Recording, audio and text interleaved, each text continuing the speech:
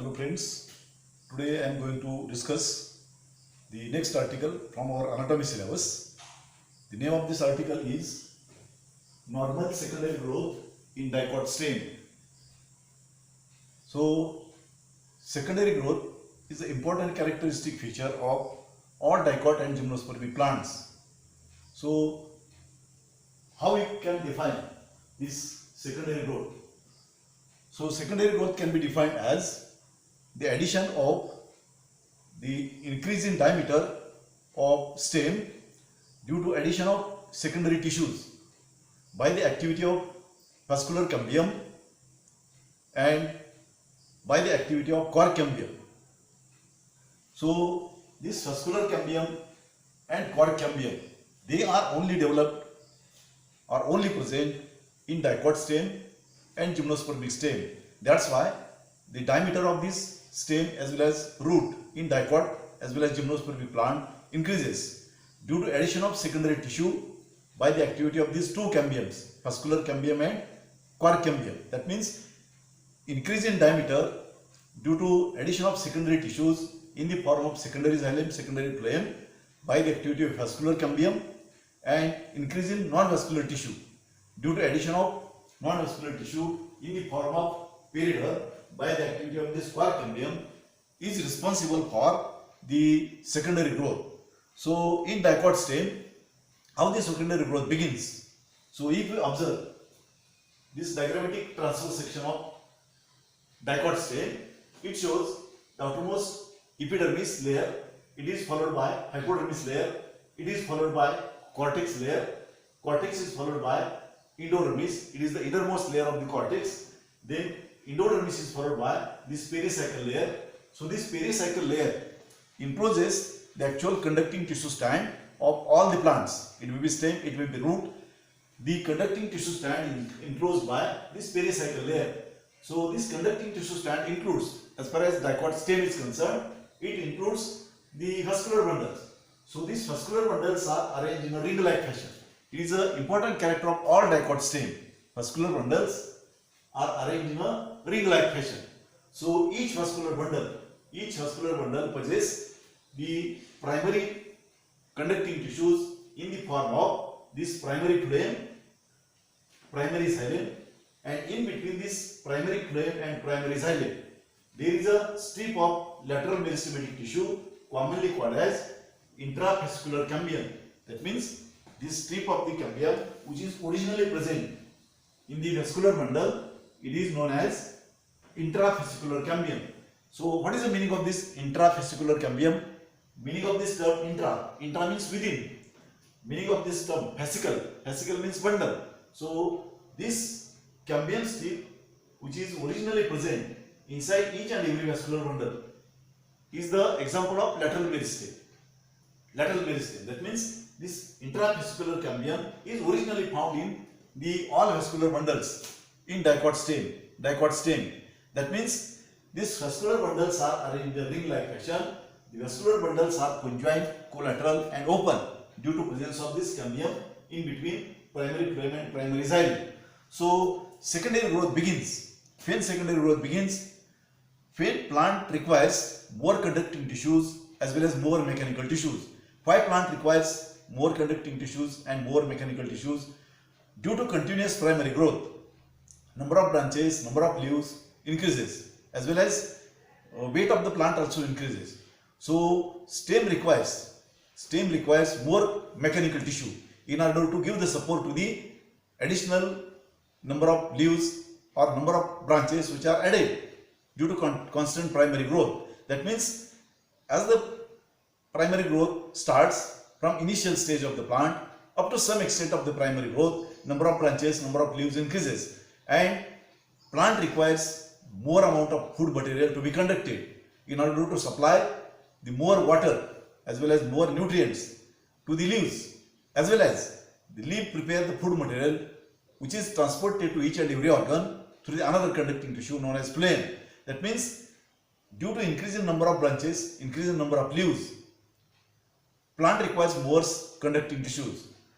At the same time, plant have to bear the weight of the branches as well as leaves Plant also requires more mechanical tissues. That means in order to fulfill the demand of the plant, what is the demand? Plant requires more mechanical tissues as well as plant requires more conducting tissues. For fulfilling this demand, secondary growth begins. So how this secondary growth begins? Secondary growth begins with the formation of another strips of the cambium. In between the vascular bundle, the medullary rays are there. So some cells of the medullary rays in between the two vascular bundles, they becomes meristematic and forms the another strips of cambium in between the vascular bundles, commonly called as interfascicular cambium strips.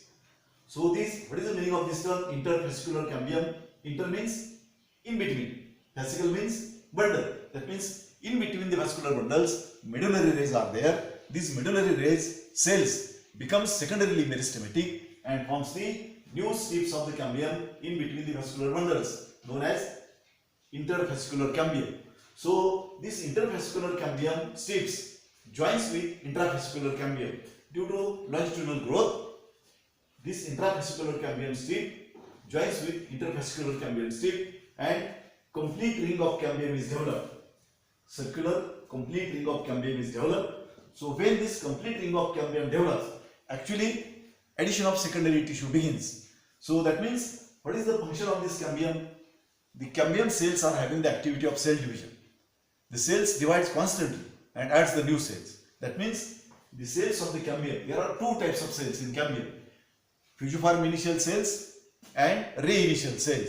So fusiform initial cells of the cambium divides, redivides and produces the cells, new cells. These new cells which are produced by the fusiform initial cells of the cambium, they are converted into this secondary xylem. That means all this red portion which is shown in this figure, this is the secondary xylem. Secondary xylem. So these secondary xylem cells are added by the inner layer of the cambium due to its complete constant multiplication. That means addition of secondary xylem takes place at the inner side by the activity of this vascular cambium or circular ring of cambium. At the same time, the outer layers of cambium, outer layer of the cambium cells divides, redivides constantly, and it produces the new cells which are nothing but the secondary plane. That means addition of secondary plane takes place at the peripheral side by the activity of this cambium ring, and addition of secondary xylem cells takes place at the inner side by the activity of this cambium. That means addition of secondary xylem, addition of secondary plane takes place constantly throughout the life of the plant in dicot as well as gymnospermic plant. So when secondary xylem is added at the central region, secondary plane is added at the peripheral region, what happens? This tissues, secondary tissues produced at the central portion of the stem creates the pressure on the peripheral layers or peripheral tissues. So due to pressure created by these centrally added secondary plate and secondary xylem by the activity of this cambium, epidermis ruptures. That means before secondary growth, the protective covering of the plant is the epidermis. That means epidermis protect the inner tissues from desiccation, that means removal of water, as well as this epidermis layer protective covering also protect the inner tissues from entry of the pathogens like viruses, bacteria, etc. etc. That means this protective layer, due to addition of this secondary tissue like secondary xylem and secondary plane, epidermis get ruptures. So if epidermis ruptures, what happens? Due to rupturing of this originally protective covering epidermis, there is a possibility of desiccation. What is the meaning of this desiccation? Desiccation means from this wounded portion or ruptured portions of the epidermis, there is a great loss of water is possible. That means inner tissues get exposed to the environmental conditions like wind velocity, atmospheric temperature, and removal of water takes place very fastly from this wounded portion. That means ruptured epidermis. So in order to protect the inner tissues from infection caused by microorganisms like bacteria, viruses, etc., as well as to prevent the process of desiccation, plant requires another protective layer. At that time, the some peripheral cells in the cortex become secondarily meristematic and forms the new strip of cambium or new ring of cambium in the cortex region. This newly produced cambium ring is commonly called as quark cambium. So the cells of the quark cambium are also active in cell division as like the cells of the vascular cambium.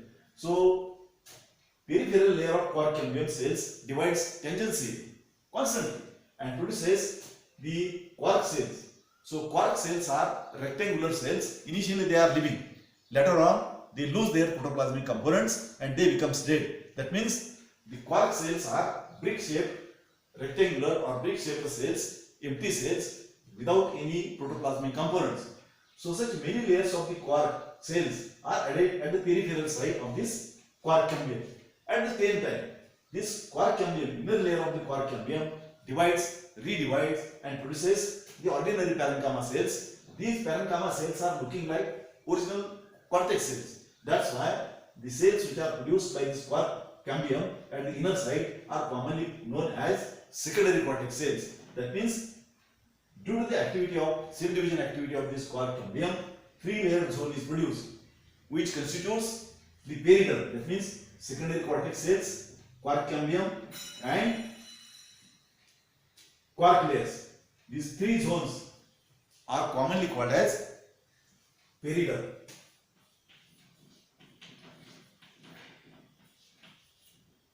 So formation of periderm is an example of non-vascular tissue formation. So I have told you last time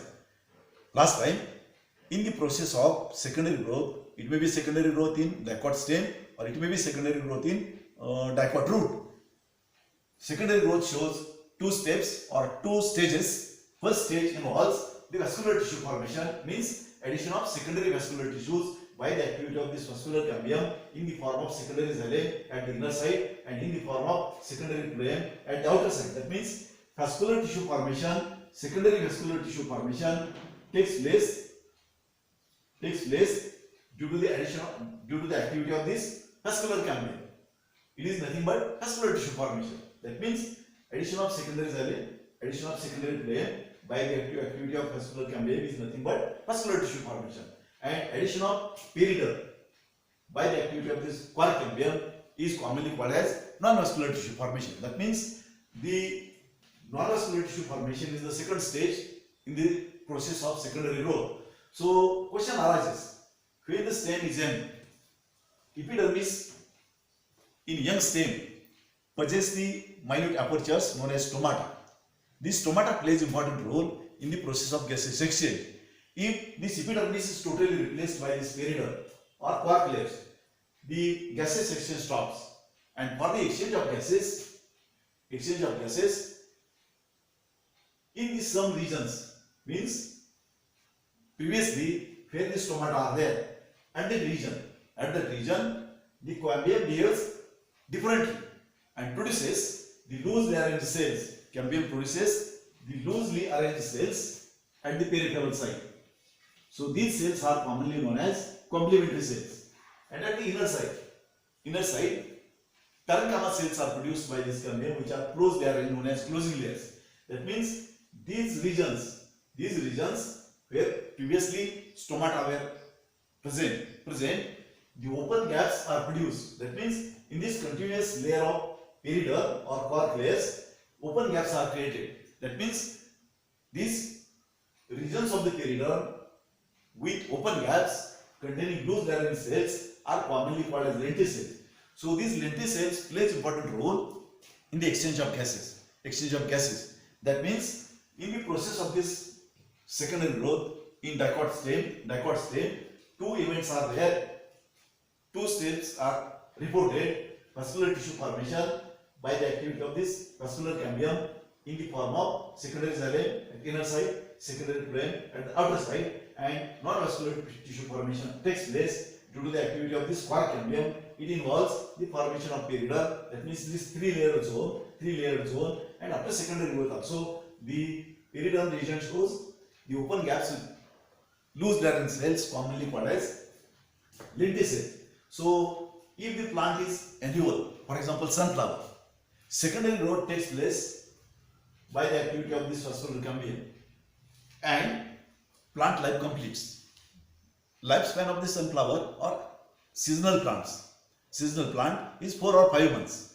Only vascular tissue formation occurs. That means secondary xylem, secondary phloem formation takes place and epidermis remains intact. That means though there is no necessity for development of this quark layers or peridot. That means in herbaceous dicot stems only vascular tissue formation takes place and non-vascular tissue formation is not reported. If the plant is perennial, perennial means plant is having more lifespan, 2 years, 3 years, 4 years, 10 years, 20 years, 100 years, etc. In such plants, cambium remains functional throughout the life of the plant and constantly cambium adds the secondary xylem at the inner side, secondary phloem at the outer side. And if we observe the transverse section of the old stem of any dicot, these dicot stems, old dicot stems shows many bands of such xylem which are added by this cambium. That means previous band of cambium is pushed towards the pith region. New bands are added near to the cambium. And if the plant is perennial, the parenchymatous central pith region, pith tissue disintegrates, and place of the pith is occupied by primary xylem. And layers of the xylem are added at the inner side, and layers of the phloem are added by the cambium at the peripheral side. So if we compare the xylem, amount of the xylem with amount of the phloem, amount of the secondary xylem produced by this cambium is more as compared to the amount of the secondary phloem. So if we observe any woody plant, hard portion of the stem is located at the central portion, and very soft portion is very less as compared to the hard portion. It is peripheral to the stem. That means below the bark, soft portion is there in the form of some amount of primary cortex and secondary phloem. That means after secondary growth, more amount of xylem tissue is added, and this xylem tissue take part in conduction of more water and more nutrients, and demand of the plant is fulfilled. That means what is the demand of the plant? If number of leaves, number of branches increases, plant requires more nutrients and more water, and this more nutrient and more water are conducted by this secondary xylem, which is produced by the activity of this vascular cambium. At the same time, this secondary xylem tissue is a dead tissue. It is made up of tracheids, fascials and fibers. These tissues are not having any protoplasmic components. The cells are lignified, having thick rigid walls, and due to thick rigid walls, this xylem tissue also acts as a mechanical tissue. That means if the number of branches, number of leaves are increased, at that time plant requires more mechanical tissue, and for giving mechanical support to the plant, this xylem plays important role. That means xylem perform two functions. Primary function of xylem is the conduction of water and nutrients, and secondary or another function of xylem is to give the mechanical support to the plant or stem or root. That means both the needs of the plant, more conducting tissue in the form of secondary xylem are produced by the activity of cambium. More amount of food is prepared by the large number of leaves. So this food is transported from leaves to all organs in any direction. In lower side, towards the root, towards the stem, food is transported from the leaves. Apical regions possesses younger branches, leaves, flowers, fruits, etc. Towards also these organs, food is transported, which is produced basically by the leaves. So for the transport of the food, another conducting tissues is involved. It is known as secondary phloem. That means secondary xylem tissues are added constantly by the activity of this vascular cambium, and these quark layers are added by the activity of quark cambium. That means in the total secondary growth course, the two steps are observed in the form of addition of secondary xylem, secondary phloem tissue, that means vascular tissue formation, and addition of quark layers and secondary cortex layers by the activity of this quark cambium. That means the portion of the stem, if you observe under microscope, more amount of xylem is observed and less amount of phloem is observed. As compared to phloem, xylem is produced by this cambium in lot of quantity or more quantity. That means presence of secondary growth is the important and unique character of only dicot and gymnospermic root as well as plants, which is necessity of the plant, and for fulfilling the demand of the plant, this lateral meristem in the form of cambium, two cambiums, vascular cambium and core cambium, the demand of the plants are fulfilled, and this important process, secondary growth is completed by the activity of this lateral meristems, commonly called as vascular cambium and core cambium.